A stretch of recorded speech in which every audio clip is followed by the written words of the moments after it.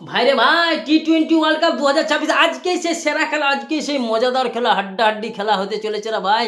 Sri Lanka versus New Zealand. এখানে তো দেখা যাচ্ছে পাকিস্তানের সঙ্গে নিউজিল্যান্ডের যে খেলাটা কলম্বোতে ছিল সেটা বৃষ্টির কারণে ট্রাই করে দেওয়ার দরুন এক এক করে পয়েন্ট তারা পেয়ে গেছিল।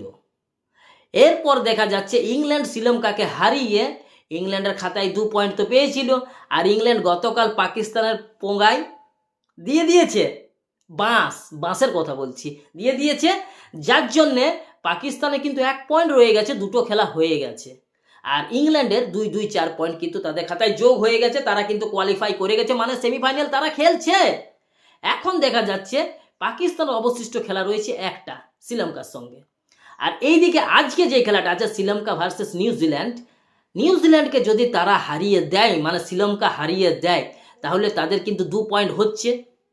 নেক্সট খেলা যখন পাকিস্তানের সঙ্গে খেলছে শ্রীলঙ্কা, তখন কিন্তু পাকিস্তানও চাইবে শ্রীলঙ্কাকে হারাতে, আর শ্রীলঙ্কাও চাইবে পাকিস্তানকে হারাতে। যে হারবে সে ভাই বেরিয়ে যাবে। এখন দেখা যাচ্ছে শ্রীলঙ্কাও যদি পাকিস্তানকে হারিয়ে দেয়, শ্রীলঙ্কার কিন্তু 2-4 পয়েন্ট, সেও কিন্তু কোয়ালিফাই করে যাচ্ছে। যদি দেখা যাচ্ছে শ্রীলঙ্কাকে হারিয়ে দেয় পাকিস্তান, তাহলে তার কিন্তু 3টি পয়েন্ট খাতাতে অ্যাড হবে। আর আজকে যদি নিউজিল্যান্ড যদি শ্রীলঙ্কাকে হারিয়ে দেয়, শ্রীলঙ্কা কিন্তু বাড়ি চলে যাবে রে ভাই। তারপর নিউজিল্যান্ডের সঙ্গে নেক্সট খেলা কিন্তু ইংল্যান্ডের পড়েছে। ইংল্যান্ডকেও যদি দিয়ে দেয় পেছনে, আর কি বাঁশের কথা বলছি, বাঁশের যদি দিয়ে দেয়, তাহলে কিন্তু নিউজিল্যান্ডের 1 পয়েন্ট আগে ছিল, 2 পয়েন্ট আজকে হবে, আর 2 পয়েন্ট নেক্সট ইংল্যান্ডের সঙ্গে হবে, তাহলে কিন্তু 5টা পয়েন্ট পেয়ে যাচ্ছে রে ভাই।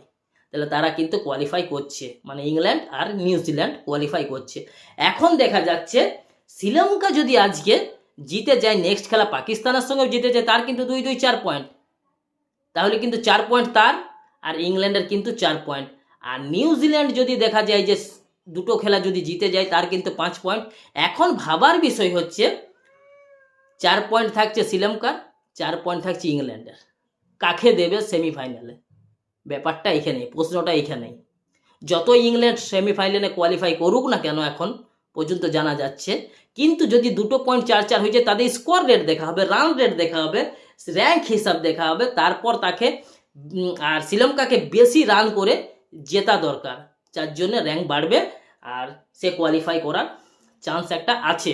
আর নিউজিল্যান্ড যদি দুটো খেলা নেক্সট জিততে পারে, তাহলে তার তো চান্স রয়েছে, কারণ 5 পয়েন্ট সেরা টিম হয়ে যাবে তাদের গ্রুপের।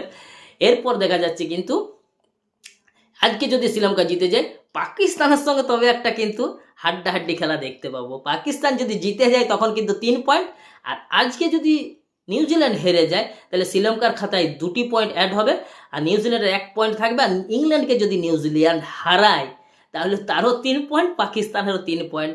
তখন কিন্তু একই সেম বিষয় দেখা হবে, কে কেমন র্যাঙ্কে জিতেছে, কে কেমন স্কোর করে জিতেছে, কে কত রানে হারিয়েছে, সেটা হিসাব কিতাব করে তাকেই সেমিফাইনালে কোয়ালিফাই করা হবে। তো যাই হোক, চ্যানেলটা এখনও যারা সাবস্ক্রাইব করনি, সাবস্ক্রাইবটা তাড়াতাড়ি করে দাও। এইরকম ভিডিও, মজাদার ভিডিও আরও আমি আপনাদের সামনে নিয়ে আসবো।